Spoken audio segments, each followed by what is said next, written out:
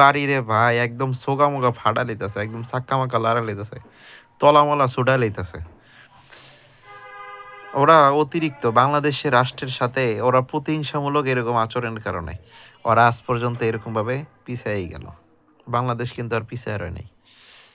শুধুমাত্র পেঁয়াজের কথা বললাম, পেঁয়াজ না লওয়ার কারণে ওরা নাকি ওরা হলো অন্তিম সংস্কার করতেছে পেঁয়াজের।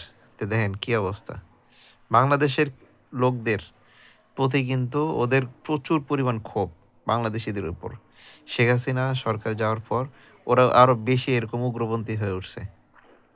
কিন্তু বাংলাদেশি জনগণ, বাংলাদেশের মধ্যে যারা হিন্দু সম্প্রদায়ের লোকেরা আছে, তাদেরকে কিন্তু আমরা কোনো প্রকারের হেনস্থা যে বলে, হেনস্থার কোনো প্রতিহিংসামূলক কথা, হেনস্থামূলক কোনো আচরণ কিন্তু আমরা বাংলাদেশিরা মুসলমানরা ওদের সাথে কোনো সময় দেখায়নি। বরং বাবরি মসজিদের মধ্যে এই আন্দোলন থেকে শুরু করে ওরা প্রতিনিয়ত পর্যায়ক্রমে বাংলাদেশ বলতে ওরা হিন্দু মুসলিম রাষ্ট্র বুঝে মুসলমানের উপর যত চড়া উতরাও হয়ে ওরা উঠছে। কিন্তু বাংলাদেশি মুসলমানরা বাংলাদেশি হিন্দুদের উপর কিন্তু কখনো এরকম প্রতিহিংসামূলক একটা আচরণ করেনি। এটা হচ্ছে আমাদের মুসলিমদের সভ্যতা, ন্যায়পরায়ণতা। কিন্তু ওরা উগ্রপন্থী হইয়া বাংলাদেশে যে এখন বাংলাদেশি হাই কমিশন দূতাবাসের সামনে ওরা হিন্দু উগ্রপন্থীরা এসে এরকম হলো হাউসাও বাংসুর শুরু করছে।